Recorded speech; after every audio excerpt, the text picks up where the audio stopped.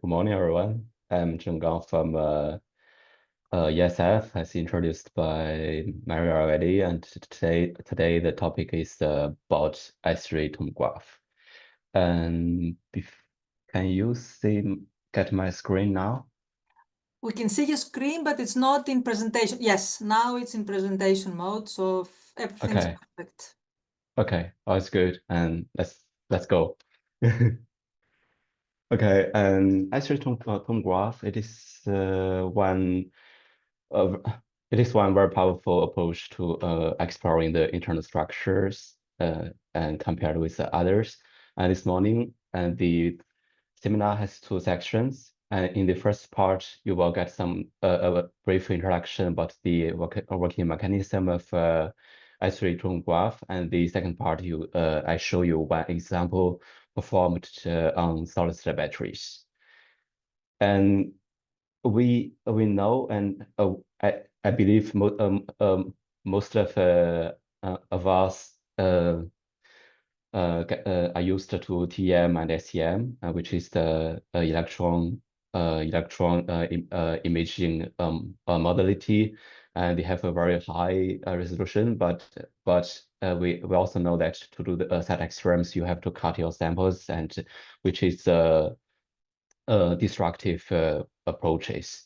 And compared with this SEM, TEM, S3 can give us a much wider flexibility and from the resolution and also the sample preparation, and especially you can do the non-destructive experiment. And if you step further to the cyclotron based S3 tomograph, and you can see here the sample itself can have different sizes from micrometer to meter scale, and even in kilogram scales.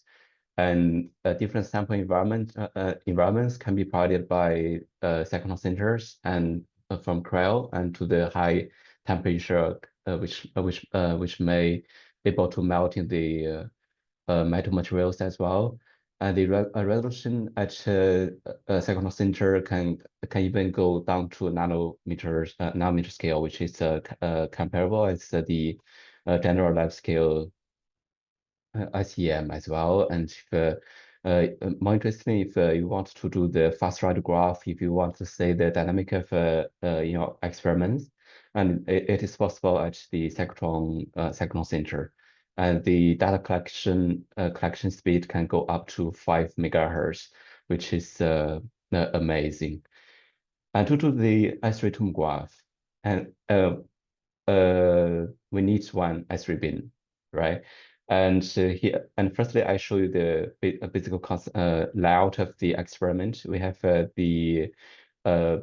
here we have this stuff from the experiment charge, which is accessible for all users, you can see, and you load your samples on the rotating stage, and you have different setups to get images.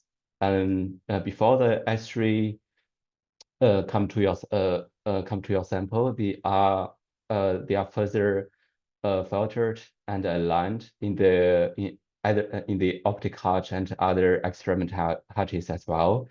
And then after interacting with your sample, and you get your information, and then the S3 further converted to the visible light by the seeing later, which is detectable by the camera. Then afterwards, you get the single slice, and to have the 3D view of your materials structure, you need to make the reconstruction.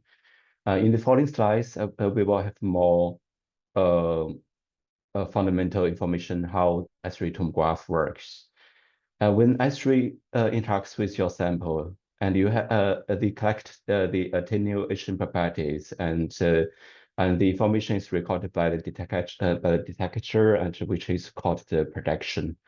And the data generally in the cyclotron center or for the S3 tomograph, they are recorded as your field of view and the angles you scanned.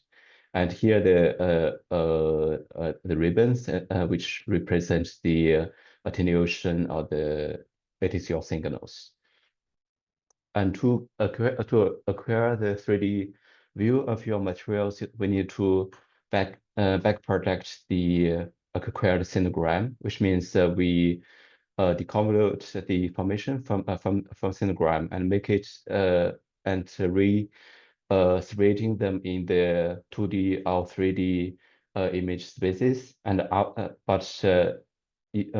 back project on one slice is kind of useless, and we need to back project all the angles, and then you sum all this information together, and then you can get the image how it looks like. But if we compare the image, it looks quite blurring. It's caused by the by the energy distribution of the beam after passing the your samples, and to make your volume or the structure more clear, we need to firstly felt the acquired sinogram, and we need to remove the noises and the defects and so on. And after the sinograms would be before and after felting gets much clearer than before. And after the felting, and we can make further reconstruction, and the structure looks much better than before. And this is some theoretical stuff. Of course, in the practically we still need to make further data precising to make it more promising and clear for to readers. Without the S3 attenuation, which means the signal get absorbed, and the S3 wavelength the phase also shift when they interact with your materials, and this phase shift can be used to identify the a more defined structure which is not readable by the traditional transmission attenuation tomograph. And if we say this wave functions, and we can see that before and after interacting, the refractor parameter changes, and if we come to this equation, and we say the refractor index is composed of two parts. One is the phase shift, other one is the absorption. And if we step further and to the theoretical stuff, we can see that the phase shift can be it's more it is more it is less shift than the attenuation, which means when we increase the energy, and the phase shift can be I mean the absorption can be more easily influenced by the energy, but the phase shift is kind of more stable than attenuation. This give us the possibility and to get the low atom number materials imaging possibility, and which is called the phase contrast S3 tomograph. And they are common used in the materials like the polymer or some folds, industrial or academic fields quite a lot. Yeah, and before we step further to the in-house experiment, let's take a break for this beautiful image view of the commercial cells, and this is performed by BM5, and in different field of view and different resolutions. After combining this video, and we see from the whole cell and even to the single particles and voids inside, which is very interesting and can provide very and very meaningful guidelines for the industrial and the academic fields as well. And in the following slides, I show one example and from my own experiment performed by X-ray tomograph. And it is on the solid-state battery topic. And compared with our commercial cells, which is has liquid electrolytes, and means the materials can have a very nice contact with the ionic conductive liquid electrolytes. They can go to higher active material utility and high power density, but because of most of the liquid electrolytes are made of organic solvents, and their safety we may have some safety issues. And to overcome this safety issue, and meanwhile to preserve the high energy density advantages, and we can replace the liquid electrolyte by solid state electrolyte, and as long as the solid electrolyte ionic conductivity is high enough, and we can also achieve the high power density as well. But the solid state battery has one issue. Or actually not only one, but one of the most interesting for us is the materials is the kind of a point-to-point contact feature, unlike the unlike in the liquid case. This point-to-point contact may limit the lithium or the electron conducting networks, and which can further limits the power and the energy densities. To overcome these issues, we would prefer to have materials soft or ductile. That is why we choose copper sulfide in our case, because it is a high conductivity and soft, and meanwhile its energy density also high. It is more than 3 times higher than the current commercial materials. But unfortunately, the copper sulfide still has 75% of volume expansion, which may arise serious structural stability issues for the solid-state batteries. And in our previous work, we found that copper sulfide can work well with the solid electrolyte without aiding further carbon conducting materials. And more interesting, we see after discharge, and instead the quite uniform color, we see clearly the yellowish color here, which is proved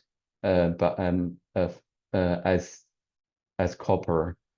And from the SEM, we can get more information, and we see here we get a copper network after discharge, and the scale is in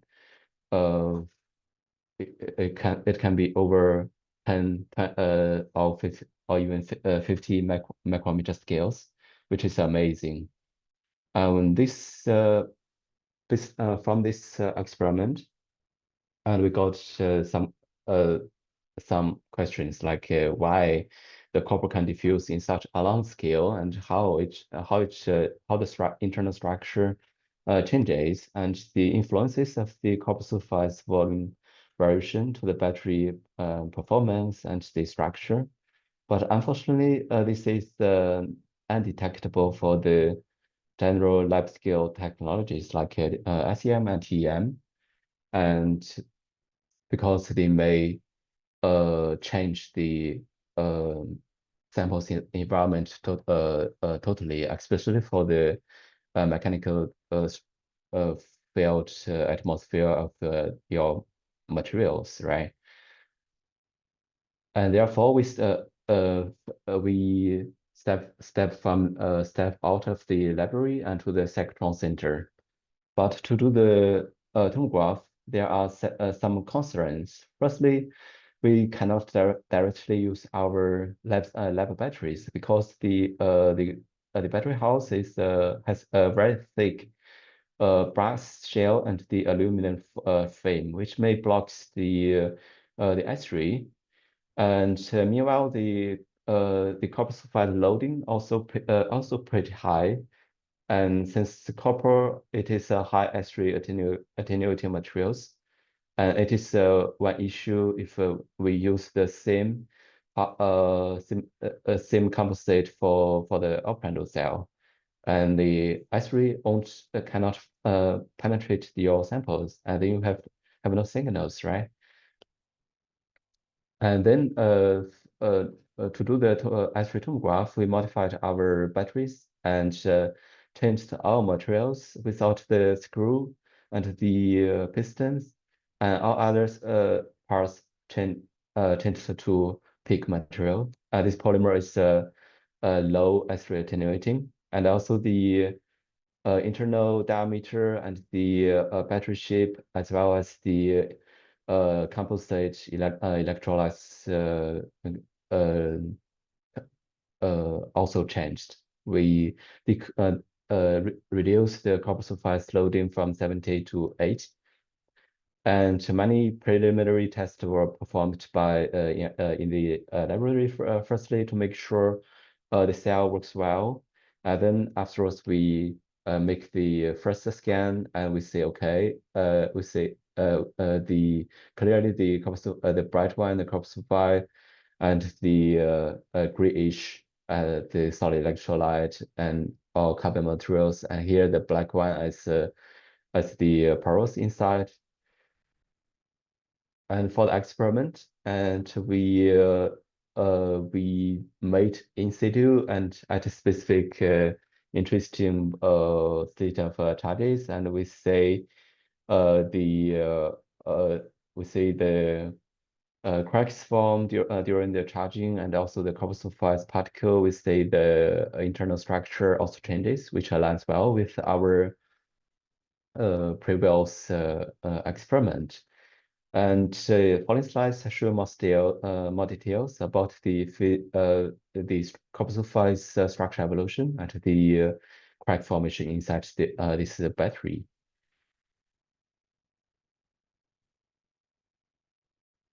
And here we focus more on the evolution of the copper sulfide particles. We say that at the beginning, the particle itself is kind of universe with some cracks inside, which is normal. And then after lithiation and the high attenuation parts start agglomerate at the particle edge, and then the high attenuating materials start forming and uniformly distributed over all the particle after the second plateau. But if we continue discharge, the high attenuating particles start moving and agglomerating inside the particle, and shows clearly the preferential orientation inside the particle. When we charging the cell, which means the lithium gets out of the lithiated particle, and we see the high attenuated particles start disappearing, and more interestingly, we see that after discharge, the locations where the high attenuating particle agglomerated forms a crack inside. And instead of the single particle, we also try to check the whole electrode or the whole field of view of the materials and how the copper inside distributes. And here the image is called the Atmos image, and it is in both of these right graphs. the x as is the azimuth angle, which means we say from the z direction rotating, and for the y-axis and the it is the and the rho, they are rotating based on different axes. And from this image, we see that most of the high attenuating signals are concentrated from -20 to 20, which means the from when you're rotating your image, and you can see only the high attenuating particles from certain angles. And this further demonstrates the high attenuating particles show a very strong preferential orientation inside the particles after lithiation. And here we say further by the FIB SEM and the and the XRD, and we say after discharge in the bright section here, it is copper rich without clear sulfur signals. XRD tells us the metallic copper forms, and this provides us a convolution. After discharge, we get metallic copper forms, and also the copper inclusion. It shows clear preferential orientation. Together with the copper inclusion formation and also the copper sulfide structure evolution, we have also the structure evolution around the copper sulfide particles, like the cracks, which is interesting for us. We see that it is kind of similar before the first plateau, but after the second plateau, and there are clearly large cracks formed, and the cracks continuously expanding in the following discharge and get shrinked after discharging, but they won't close very well, and the results hints that we still have nearly 50% of the cracks preserved in the charged electrodes compared with the discharged ones. And the cracks inside also similar as the copper inclusions, and this show the preferential orientation. And here we can have a large view of the cracks distribution inside, and this gives us a better view of the preferential orientation of the cracks here. And if we continue both the copper sulfide volume change and the cracks formation, we can imagine directly easily. I mean, it is straightforward, and the particle will shift during charge and discharge. And we compared it, and we can see that particle compared with the SY, the top view, and the particles shifts more the most more on the Z direction, which along the penetration S3 penetration path. And here, and to get still, it is one overview, and the data is assessed by DVC method, and the whole we created a qubit zone at the different and the zone is then separated into different subvolumes, and we can follow the mass center evolution of this subvolume, and then we can get an impression at how your materials changes during charge and discharge, and or the whole procedure. As I always say, we get the quite similar information, and the particles change more along the z direction than the x and y. And the structural evolution of a solid-state battery, it is a pressure-dependent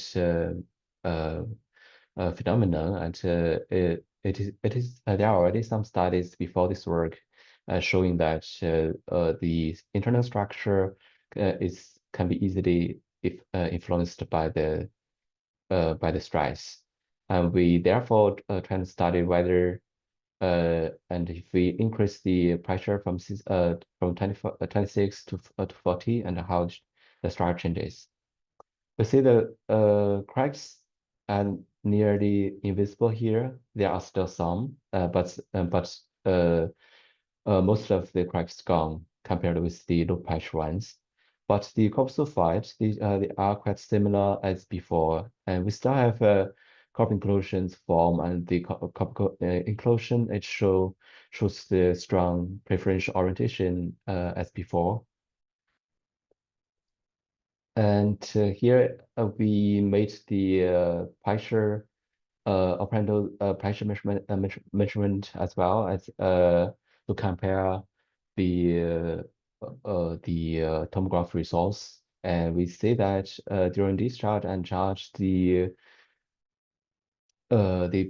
pressure evolution it is in line with the internal night volume evolution of the cells, which is the sum of cathode and anode. Means when if the cathode it expands more than anode during discharge, and the volume get increased. And if since here in the battery we are trying to define the battery's space by the pistons, and we can see the pressure increase and vice versa. And here in our experiment, the copper sulfide's volume region is 75, but the counter electrode, it is lithium, which changes 100%. Means that when discharged, it is natural if the pressure decrease. But here we in the low pressure cell, we see that the pressure increase at the second period, it increases firstly, and then it approaches a stable state. And does this mean we have a stable state? Is this ideal for us? And if we step further to recall the tomography data, we can see that the differences. And the high pressure cell, it aligns well with the expectation, and but the low pressure cell, it isn't. Why? It is mostly because of the formed cracks inside the cathode, which may significantly increase the cathode size volume variation. And these experiments give us an interesting information that the invisible cracks make the battery achieve a fixed stable state, and from the stress measurement setup. And here is we comes to the conclusion of this experiment, and the phase transformation of the copper sulfide is followed, and the surrounding electrodes structure and the corresponding mechanical properties are also studied in this work. And yeah, and from this work, from this example of work, we see tomograph it can give us much more details than the lab scale technologies, and the data are also much more promising than the lab scale technologies because it is non-destructive. and you can do some in situ or even operando study for your materials. If you are interested in tomograph, I highly recommend you to take a look of this book.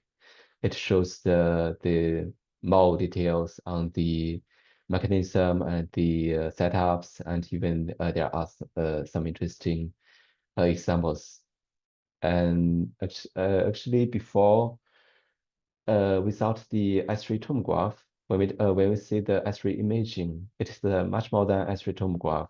And you can also do the X-ray diffraction, X-ray spectroscopy imagings. And after data processing or some reconstruction, and all these technologies can provide the structure or the composition information or imaging of your samples. And here, uh, if you scan the QR code, you can get all these very cool technologies of which is accessible through a remake. I highly recommend if you are interested in this technology, and if you have your research is about circular economy, please don't hesitate to apply and submit your proposal to us. And it is we can very interesting, and we can provide much more than what you can imagine. And before we finish, I'd like to post this workshop as well, which is organized at ESRF and by different facilities and from Remade, and it is going to happen at the at 22nd and the 24th of September, and the deadline for abstract and registration submission is separately May, July, and September. And if you have any questions about this workshop, and you are welcome to reach me, and there you can have the presentations from X-ray, electron, neutron, and positron, and ion beam topics. And all this can provide you some imaging and give you your materials structure information. And besides this, we also provide the ESF beamline with imaging beamline visit, and as well as a very nice photo and natural view at at ESF and in Grenoble. And thanks a lot for your coming. And now it is the information from my side. And now, yeah, I'm open for the questions.